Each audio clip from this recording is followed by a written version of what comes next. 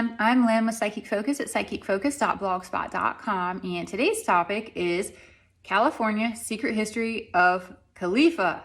So I love this question. It was something I had not heard of before. It was a new concept for me, and those I really love because they make me stretch my mind. So moving forward here with the question, it says, I have found a very different story about California than we've been told. That it once was a nation of black people ruled by a queen that held the title of Queen Khalifa, or is spelled with a K, Khalifa.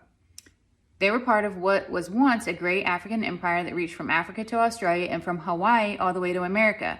During history, the royal bankers who created the English, Dutch, and Spanish trade companies with their massive navy and army slowly wiped it out. Christopher Columbus's navigator was actually African because the Africans had already been traveling to America before the Europeans did. One of the most interesting things I found is that many of the legends about the nation said they had a caste of Amazon-like women that rode griffins into battle, but after their nation was almost destroyed to a natural disaster, their spears, bows, and arrows were no match for the Spanish guns. They were eventually wiped out, and this is when the Spanish tried to name their region Santa Cruz. The name didn't stick because all the natives knew it was California. It is possible that some of America's black people are actually natives that lost their truth of their past in slavery. Can you see if there's any truth to any of that? Okay, so there's a lot of information there, a lot of things going on, and a lot of things to think about. So what I wanted to do is I basically just took all of that and I focused on it to see what I could get to come through.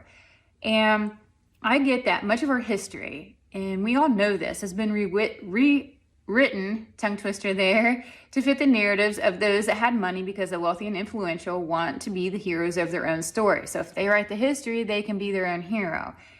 There is good and bad on both sides of battle, depending on what side you're on. You're going to have a very different perspective of the exact event. We're all biased because we all feel like the side that we're on is the right side, but rarely do we actually look at things from the other side and get a more clear, true perspective. And I get that's what's happened throughout history, throughout wars, and the winners write the history. I get the power struggles have evolved and people have conquered new lands only to be defeated later in centuries. That's turning over land constantly. Many groups of people were thriving, and the mud flood posed as a struggle for many societies to sustain and evolve. Several perished during the disaster, but a few of the strong did survive and attempt to rally together to become strong again. I see that all parts of current-day North America were inhabited by a variety of natives to some extent when Columbus first came here. So it wasn't completely barren land. It was full of all kinds of life, and various people of all types were here.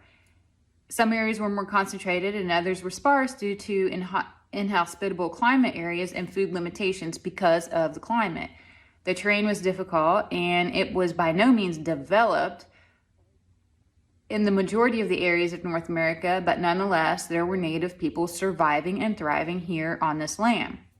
As I looked to see if there was a great African empire, I get that just as there were natives with their more olive and darker complexion, there were also natives living on North American continent originating from Africa with very dark complexions. It looks more like a powerful empire I got in regard to these people.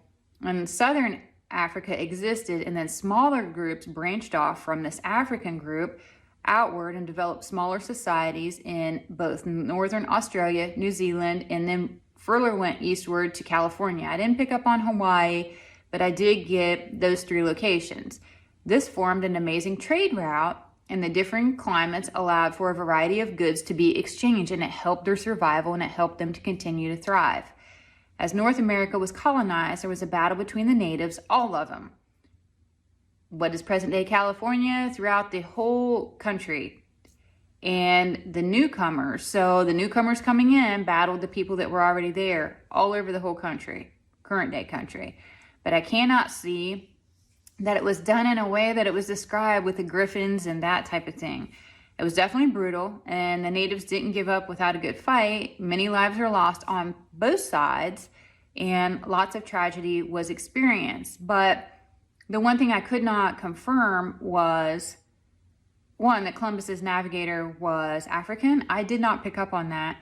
And I also get that Columbus knew a landmass existed when he left. He just felt it and he knew it. I feel like there was maybe someone that had even made this path or this travel before him. But when he approached North America, he did it from the East Coast.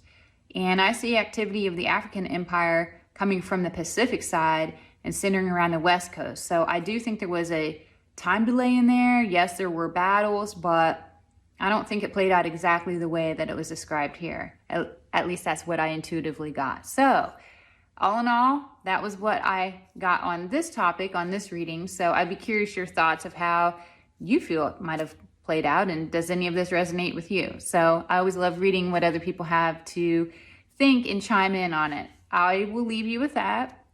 Again, thank you for listening. I am Lynn with Psychic Focus at psychicfocus.blogspot.com. Thanks. Bye.